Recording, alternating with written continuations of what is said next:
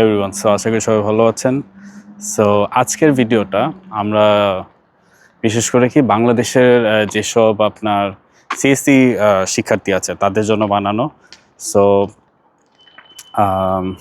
আমাদের দেশের বর্তমানে সিএসসিতে যেই কারিকুলাম আর আপনার কি গ্লোবাল টেক ইন্ডাস্ট্রির যেই ডিমান্ড, সেটার মধ্যে কিন্তু এখন একটা গ্যাপ তৈরি হয়েছে, রাইট? এবং তা আশা করি যারা পড়ছেন তারা অবশ্যই অনুধাবন করে ফেলেছেন অলরেডি। ফর এক্সাম্পল এআই বা আপনার আর্টিফিশিয়াল ইন্টেলিজেন্স আসার পরে ইঞ্জিনিয়ারিংয়ের ডেফিনেশন কিন্তু এখন বদলে গিয়েছে, রাইট?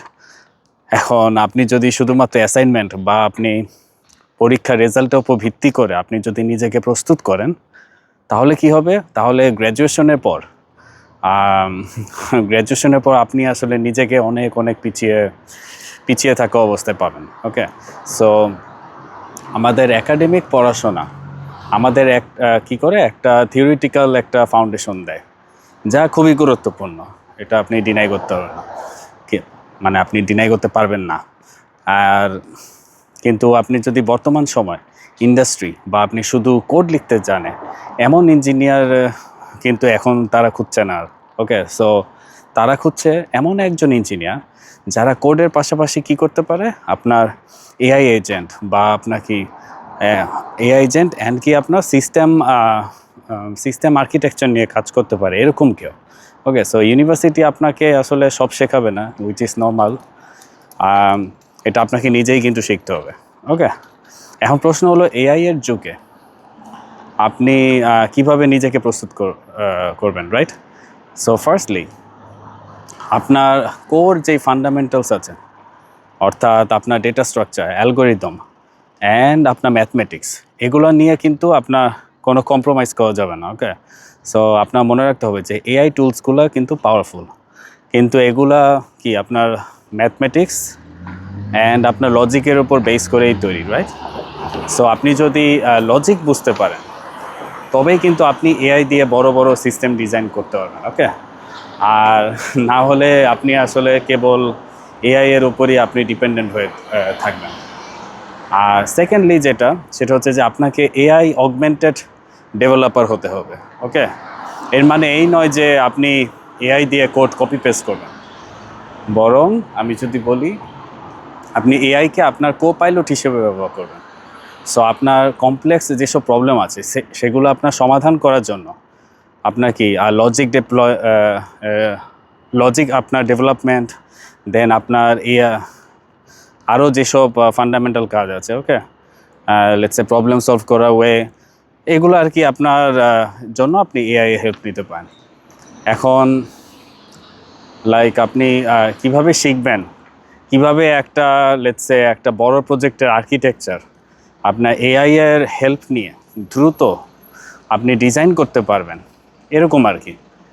আর আপনাকে মনে রাখতে হবে যে এআই আপনার কাজ সহজ করবে, কিন্তু ফাইনাল যে ডিসিশন, ওকে, বা স্টেপ বাই স্টেপ যেসব ডিসিশন, এগুলার নেওয়ার ক্ষমতা কিন্তু আপনাকে নিজের হাতেই নিতে হবে। ওকে, আর থার্ডলি যে আপনার প্রজেক্টের ক্ষেত্রে গতবাধা যেসব ট্র্যাডিশনাল যেসব কাজ আছে সেগুলো বাদ দিতে হবে। সো আপনি যদি শুধু টিউটোরিয়াল দেখে কোড কপি পেস্ট করেন, তাহলে আসলে তা আপনার পোর্টফোলিওতে কিন্তু কোনো ভ্যালু অ্যাড করবে না। ওকে, সো এটাও আপনাদের মাথায় রাখতে হবে।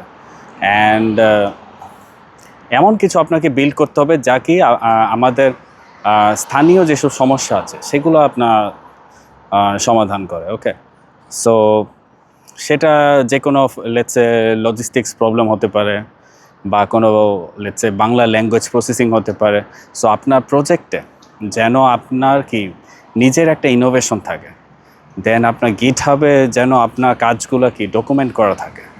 ওকে, সো ইন দ্য এন্ড আমি যদি বলি ইউনিভার্সিটি কি আপনার একটা শক্ত একটা ফাউন্ডেশন তৈরি করে দেবে, কিন্তু আপনার ক্যারিয়ারের যেই আপনার গতিপথ আছে, হ্যাঁ, ক্যারিয়ারের যে ডিরেকশনটা আছে সেটা কিন্তু ঠিক করবেন আপনারাই, রাইট? সো প্রতিদিন অন্তত 1 ঘন্টা আপনি সময় রাখবেন কি নিউ আপনার টেকনোলজি, এআই টুলস অ্যান্ড আপনার সিস্টেম ডিজাইন নিয়ে এক্সপেরিমেন্ট করার জন্য। এখানে ভয় পাওয়ার কিছু নাই। হ্যাঁ, এটা অনেক একটা চ্যালেঞ্জিং টাইম যাচ্ছে, এটা সবারই, মানে যারা এক্সপিরিয়েন্স তারাও এই প্রবলেমের মধ্যে আছে, রাইট? সো এই পরিবর্তনের পার্ট হইতে হবে আপনাদের, এই আর কি। সো এটাই আপনাদের জন্য শুভকামনা, কারণ আপনারা শিখতে থাকেন।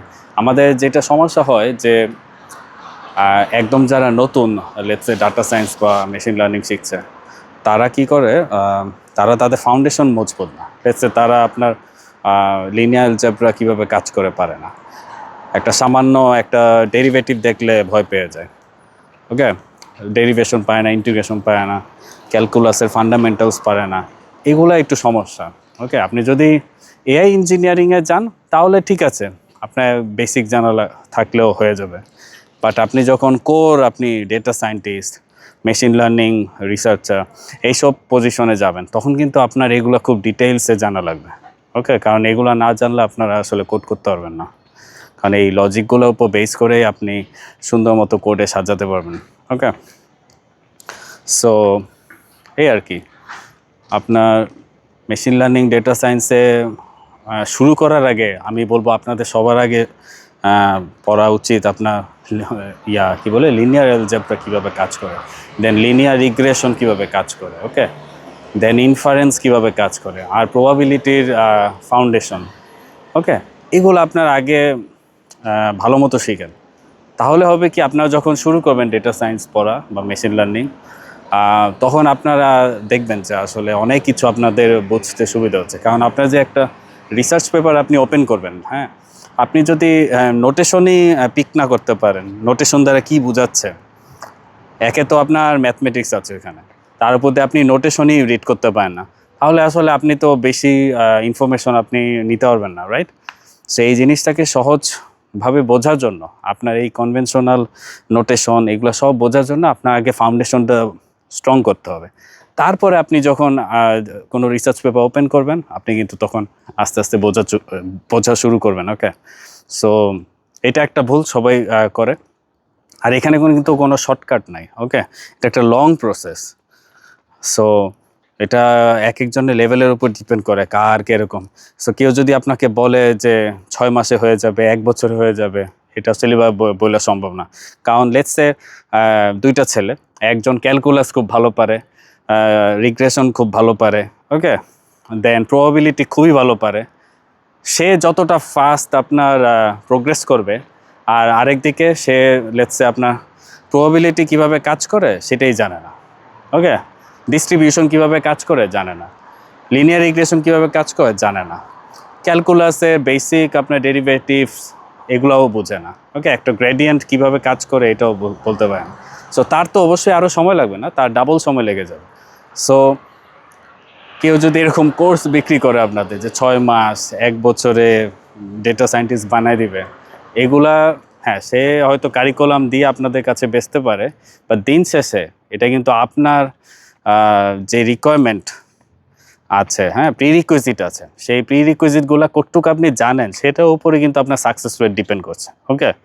সো ফার্স্টে আপনার ফাউন্ডেশন তৈরি করেন, দেন আপনারা, আমি তো সাজেস্ট করি আপনারা কোনো কোর্স না কিনে আপনারা করবেন কি, একদম ইন্টারনেট থেকে আপনারা শেখা শুরু করবেন, ওকে? প্রচুর আপনার বড় বড়, আপনি যদি কোর্স করতেও চান, আপনার বড় আপনার অনেক ফ্রি রিসোর্স আছে, আপনারা সেটাও দেখতে পারেন। আমি একটা স্টাডি হাব বানিয়েছি, সেখানে অনেক কিছু কম্পাইল করা আছে একসাথে, সেটাও দেখতে পারেন ইফ ইউ লাইক, এই আর কি। বা দিন শেষে মানে এই যুগে বেবি সেটিং করে আসলে যদি কেউ শিখতে চায়, তাহলে আসলে তার অনেক অনেক পরিশ্রম করতে হবে, ওকে?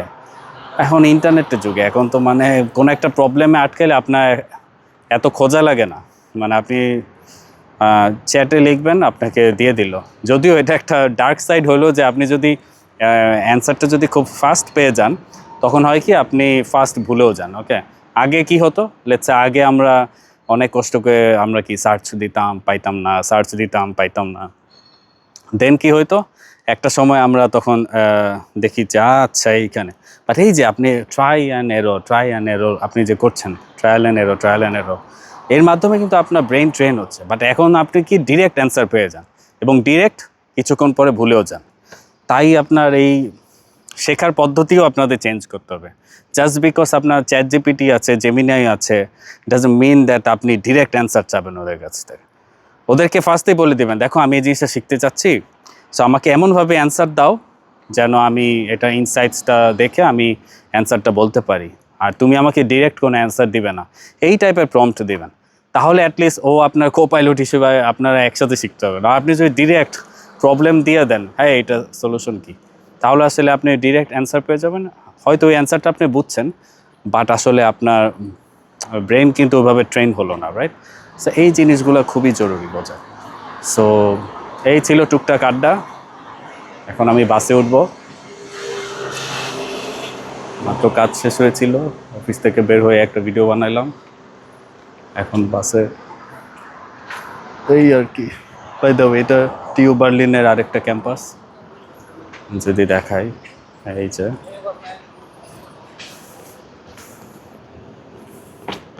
এই হলো অবস্থা। আজকে শুক্রবার, সো সবাই খুব শান্তিতে আছে আজকে। কারণ কালকে শনি, তারপরে রবি, 2 দিন বন্ধ, দারুণ ব্যাপার। ওকে, সো আমরা এখন 11 মিনিট আছি, দেখা হবে অন্য একটা ভিডিওতে। ওকে, সেই পর্যন্ত আপনারা সবাই ভালো থাকেন, সুস্থ থাকেন, টাটা, বাই বাই।